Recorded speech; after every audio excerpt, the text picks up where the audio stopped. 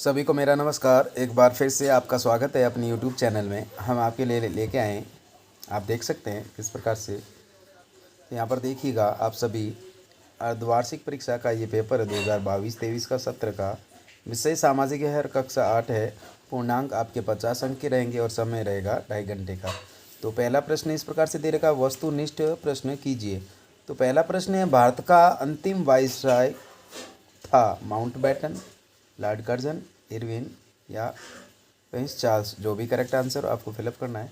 फिर नेक्स्ट देखिएगा, चंपारण आंदोलन की शुरुआत हुई थी, कब हुई थी?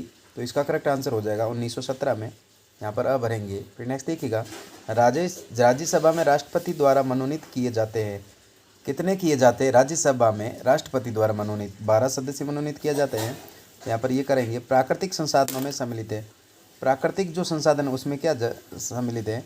तो इसमें जल भी है, मृदा भी है, खनिज भी, उपरोक्त सभी। तो इसका करेक्ट आंसर क्या हो जाएगा? उपरोक्त सभी हो जाएगा। फिर नेक्स्ट देखिएगा, कौन से ग्रह को जल ग्रह भी कहा जाता है? तो कौन से ग्रह को जल ग्रह भी कहा जाता है, तो किसे कहा जाता है वो आपको फिलअप करना है। फिर नेक्स्ट देखिएगा, रिक्त स्थानों की पूर्ति करो, डल हो जीने का सिद्धांत लागू किया। कौन सा सिद्धांत लागू किया वो? फिर बिरसराज का प्रतीक क्या था? जो बिरसराज था उसका प्रतीक क्या था वो यहाँ लिखना आपको। फिर नेक्स्ट देखिएगा, हमारे देश में का शासन चलता है। फिर नेक्स्ट देखिएगा, केवल 1 सेंटीमीटर मृदा बनने में कितने वर्ष लगते हैं? फिर नेक्स्ट देखिएगा, प्रश्न है आपके, कोयले से प्राप्त विद्युत को क्या कहा जाता है? फिर नेक्स्ट देखिए, भारत में कितने वर्ष का वोट देने का अधिकार है? तो भारत में 18 वर्ष वोट देने का अधिकार है। फिर नेक्स्ट देखिएगा, प्रश्न है, सही व गलत लिखो।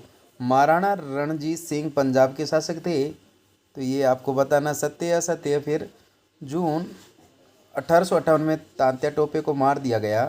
फिर हमारा देश 26 जनवरी 1950 को आज़ाद हुआ।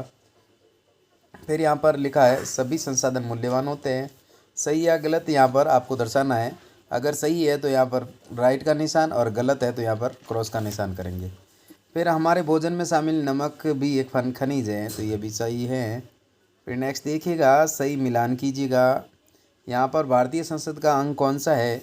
भारतीय संसद का अंग कौन सा है? भारतीय संसद का अंग राष्ट्रपति है, इसके सामने मिलाएंगे। तो लोकसभा में सत्ताधिकारी का मुख्य होता है, कौन होता है? प्रधानमंत्री होता है। फिर लोकसभा में निर्वाचित सदस्यों की संख्या कितनी होती है? निर्वाचित सदस्यों की संख्या 543 होती है। राज्यसभा में निर्वाचित सदस्यों की संख्या कितनी होती है? तो 233 होती है। लोकसभा में मनोनीत सदस्यों की संख्या कितनी है? तो 2 होती है। तो इस प्रकार से आपको क्या करना है?